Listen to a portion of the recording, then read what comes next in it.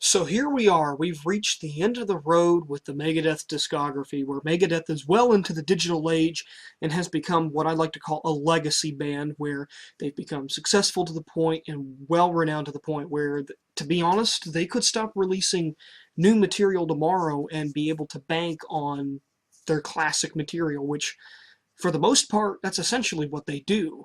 If you were to look at any live set list from, hell, even the past few tour dates, you'll find that most of it is comprised of classic tracks in the Megadeth discography.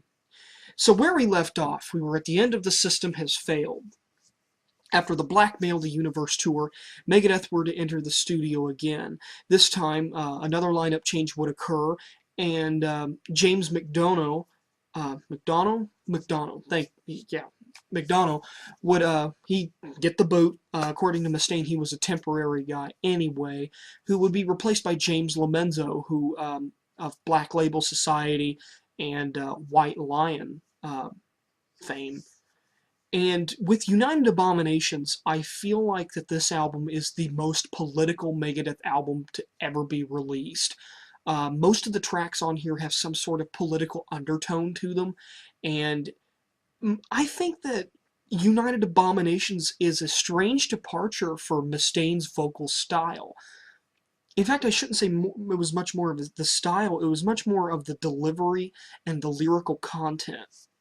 On these songs that involve politics or the world in disarray, a lot of it sounds like Mustaine is preaching about all of the bad things in the world. Like, you're talking about conspiracies within Washington, with Washington is next, dealing with um, the war in the Middle East that the United States is waging, with tracks like United Abominations. But then you also have some tracks which, going back to what I said in my previous video about Mustaine becoming a Christian, you get some of that new material in here as well, with tracks like Never Walk Alone, A Call to Arms, and Blessed Are the Dead. Both have Christian undertones in them, and this is where I make my case to saying that him becoming a Christian has actually improved some of his material.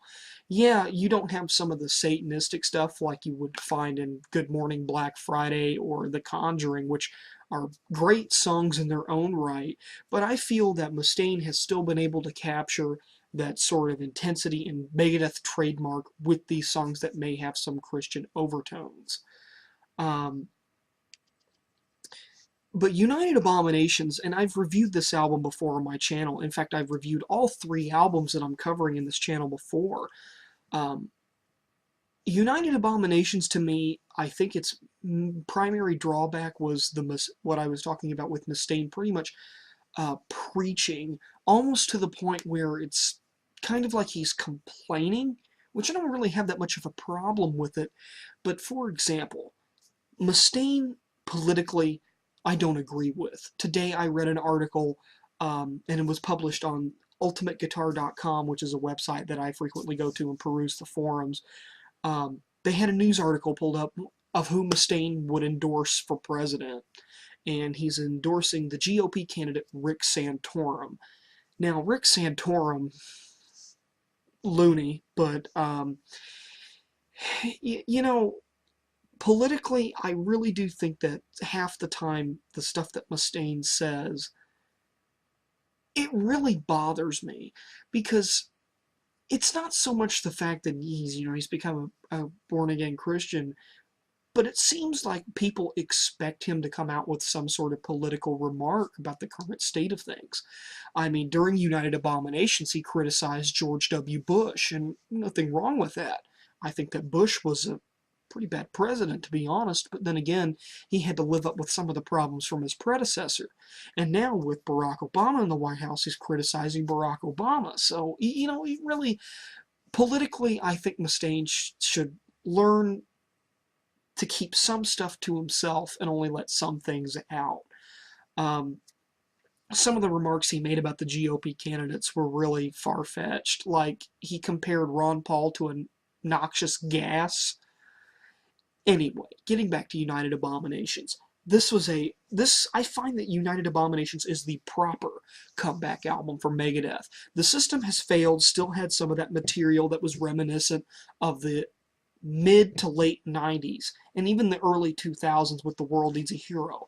I find that United Abominations was the true return to form, back to the Megadeth classic roots, going full on thrash, and it really just, it's a solid album. And even though I did complain about Mustaine's lyrics and his delivery of said lyrics before my previous review, I will stand by the grade of giving United Abominations an 8 out of 10. Now, with the next album, Endgame, it wouldn't be anywhere near as political as, say, United Abominations. There may be a couple of songs in there, but I find Endgame, in terms of production and with songwriting ability, to be the superior album to United Abominations. We would have another lineup change with the fact that Glenn Drover decided to leave the band to kind of spend time with his family. I believe he had a young child at the time, and he wanted to make sure that that child's dad was around while he was growing up, and you know more power to you, man. So he was replaced by current guitarist Chris Broderick, which Chris Broderick is a fantastic guitarist. The guy is, I mean, he can, you give him a Megadeth solo throughout the entire career, and he can probably play it just by hearing the song once. So he's a really good guitarist. He's very efficient. However, I notice a lot of Megadeth fans giving him flack because he does have the same capabilities as, say, Marty Friedman, but a lot of people criticize him for not having as much feeling as Marty had on stage. A lot of people compare Broderick to a robot, and to me, that's really not that big of a deal. The guy's a great player, and he can run circles around me all day long. Um, but Endgame was really the Endgame. Although a lot of people that I talk to that are Megadeth fans really don't have much high regard for Endgame. Uh, with tracks like 44 minutes, 1320, This Day We Fight, um, you know, Endgame is a fantastic album. And it was Endgame was one of the first reviews that I ever did on this channel back in the good old 360, the 360p days, or the 480p, back in the whole grain fuzz of built-in webcam days, which just, it reminds me just how far I've come with this channel. So going back through this discography was like opening up a time capsule for me to kind of go back, see what I did with those earlier reviews. But Endgame, I feel, is superior to United Abominations in the fact that it corrected the problem that I had with United in Mustaine's lyrical delivery. And then we get into 13, which is the latest album to be released by Megadeth, which I've already reviewed, and I stand by what I've said with 13. It's still a great album. Granted, there are some tracks that I feel don't have any lasting power to this day, such as Deadly Nightshade. Overall, 13 is a great album, and I just wish that he would play more material off of 13 instead of just Public Enemy #1, Whose Life Is It Anyway, and there was another one that he would play off of the new album. I saw it on a recent set list. I can't think of what it was, but it also had some reworkings of New World Order, Millennium of the Blind. So it really is a great album, and I know that there's some stuff that I've missed throughout this discography. For example, the Hidden Treasures disc, which includes some covers, some soundtrack songs that they did for various soundtracks throughout their career. And with Hidden Treasures, if you have never checked that out, I encourage you to. It has tracks like 99 Ways to Die, and Breakpoint is another great song. However, some of the movies that they're associated with really aren't that good. For case in point, Breakpoint is a part of the Super Mario Brothers film, which really wasn't that good of a movie. But you also have covers of Black Sabbath, of another Sex Pistols cover besides Anarchy in the UK, and they've had various greatest hits albums, live albums to come out over the years. The first album that I had actually bought from Megadeth was the Greatest Hits Back to the Start album, which a lot of people I know, that's their first introduction that they got into Megadeth. So besides Countdown, Greatest Hits Back to the Start was my introduction to the band. And with all of this being said, going through history, looking at the long catalog of Megadeth with all the problems that they've had with the band, with Mustaine and the other band members' drug problems, alcoholism, and just bandmates feuding, I find that Megadeth in the digital age still holds the test, still stands the test of time.